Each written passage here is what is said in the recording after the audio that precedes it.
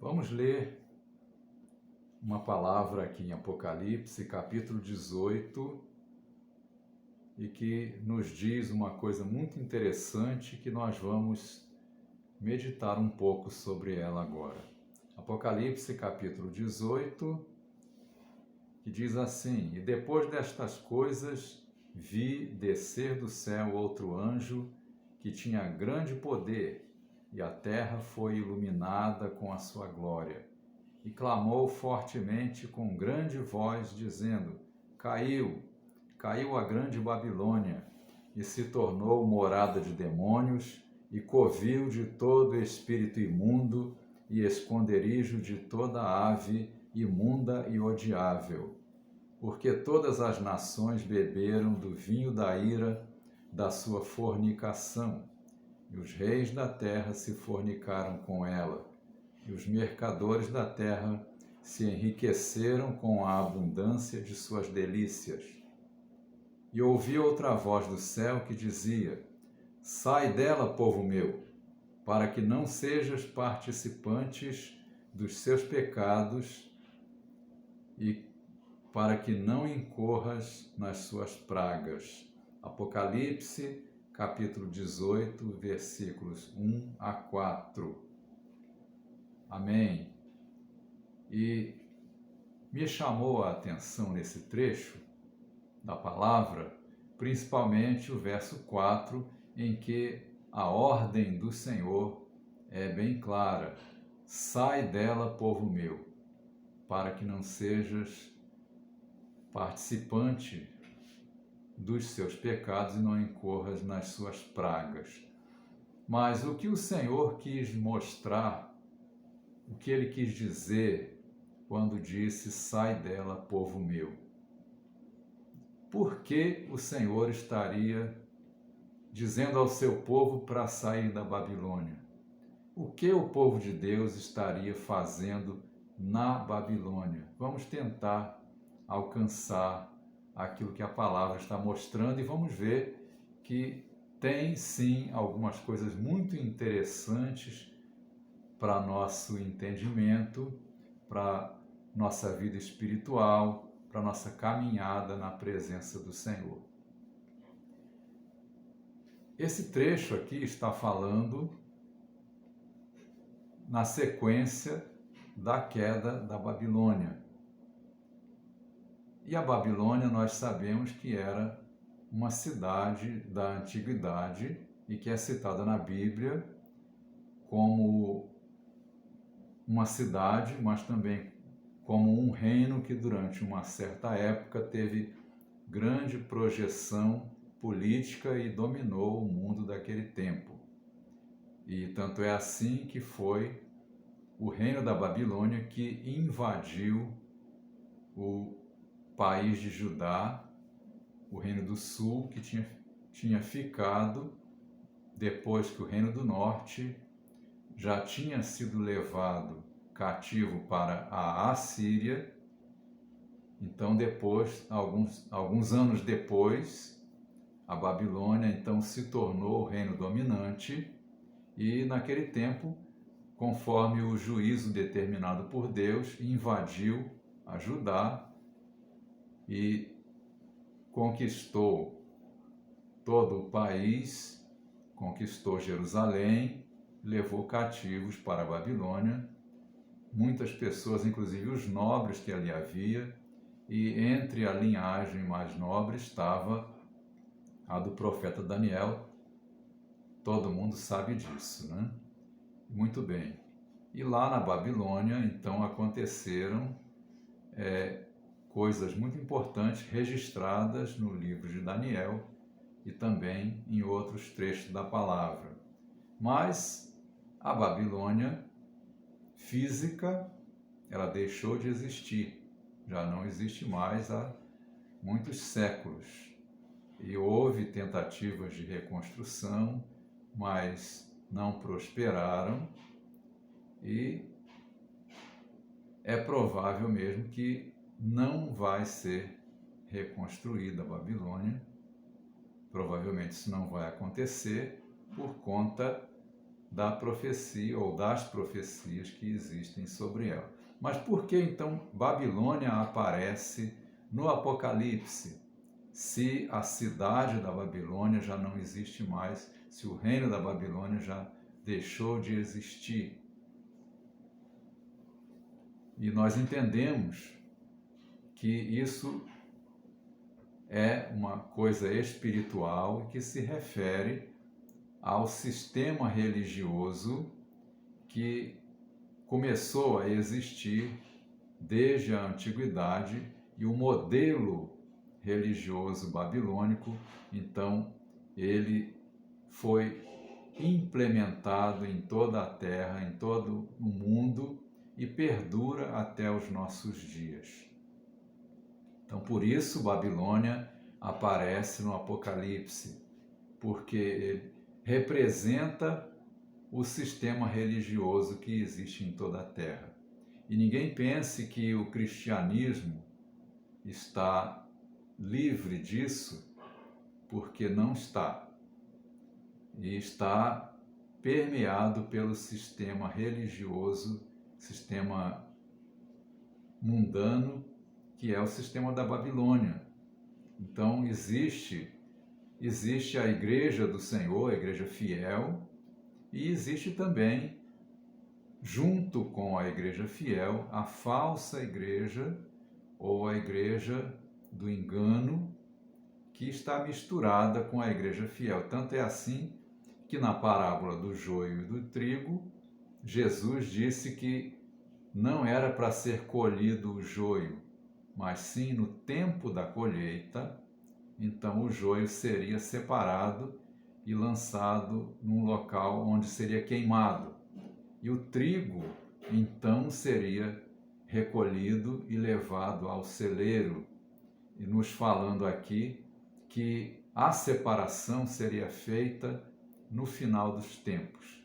E isso nós sabemos que a separação se dará no dia do Senhor, ou seja, no período da grande tribulação, quando cremos que a igreja do Senhor, a igreja fiel, será arrebatada antes da grande tribulação, ou logo no começo da mesma, e então a igreja que não foi fiel, a igreja que não será arrebatada, ela composta pelo joio, então será objeto de juízo da parte do Senhor. E no tempo da grande tribulação também nós sabemos que vem o juízo sobre a grande Babilônia, que trata aqui do sistema religioso que domina no mundo, e não é somente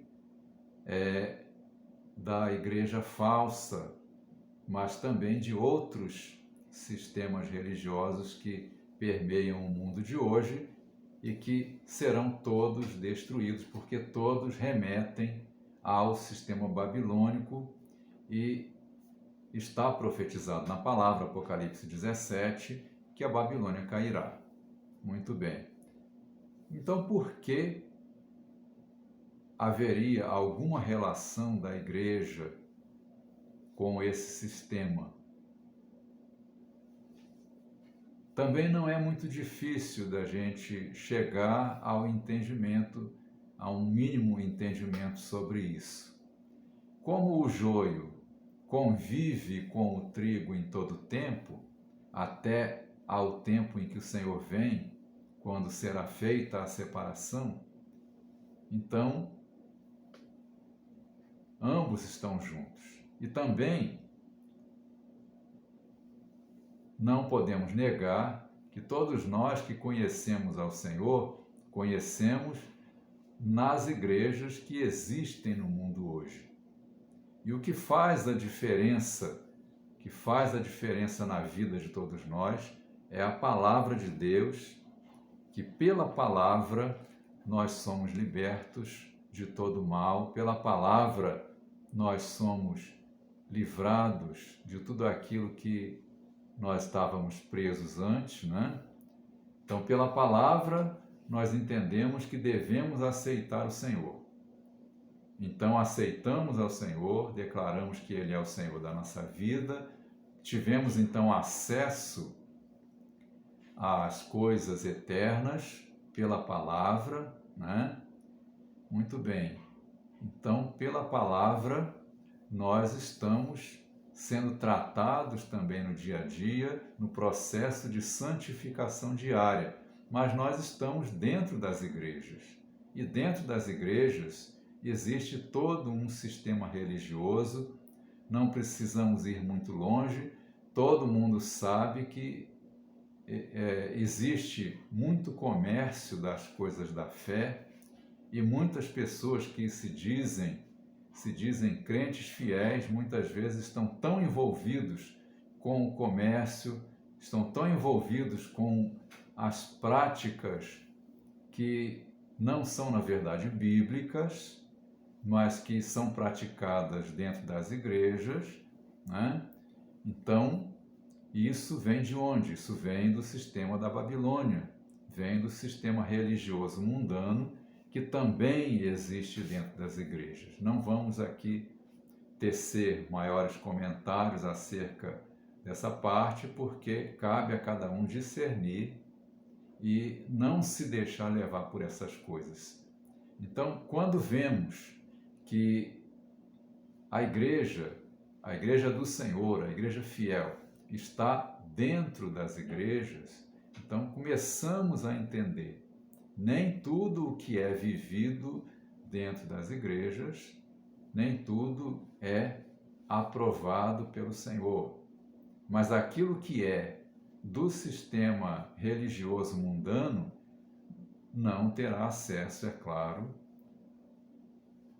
ao céu, à eternidade. Então, por isso o Senhor diz aqui na palavra: sai dela, povo meu. Nós sabemos que todos nós, como igreja, precisamos a cada dia congregar no lugar onde Deus tem nos colocado. Mas não podemos nos envolver com o sistema religioso mundano, que também, infelizmente, está presente em volta da igreja, em toda parte. Mas temos que servir ao Senhor com integridade. O Senhor, como o próprio nome já diz, Ele tem que ser o Senhor da nossa vida. E nós servimos ao Senhor aonde nós estamos, fazemos a diferença aonde nós estamos e não podemos nos enrolar com o sistema religioso dominante no mundo. Pelo contrário, nós devemos atentar para isso. Por isso o Senhor nos diz, então, na sua palavra: sai dela, povo meu. Não vamos deixar de conviver com a igreja aonde o Senhor tem nos colocado, mas vamos servir ao Senhor, deixando de lado toda a mentalidade religiosa e nos voltando para a palavra do Senhor, para vivermos em santificação a cada dia e assim possamos fazer a vontade do Senhor, não nos envolver com aquilo que é religião, mas termos a nossa vida bem firmada no Senhor e na sua palavra a cada dia. Então a ordem do Senhor é bem clara: sai dela, povo meu, para que não sejas participantes dos seus pecados e para que não incorras nas suas pragas. Sai dela, povo meu. Devemos atentar para a mentalidade religiosa dominante no mundo e devemos deixar tudo que é mentalidade religiosa. Se não temos entendimento ainda do que seja essa mentalidade religiosa, então basta nós pedirmos ao Senhor e o Senhor nos dará pelo seu Espírito o entendimento, o discernimento para que nós estejamos separando aquilo que é bom daquilo que não serve. Então que essa palavra desperte em cada um aquilo que é necessário e nós possamos então discernir aquilo que serve daquilo que não serve e que estejamos vivendo na dependência do Senhor e do seu Santo Espírito, Que Deus abençoe a todos, que nós estejamos ouvindo a voz do Senhor.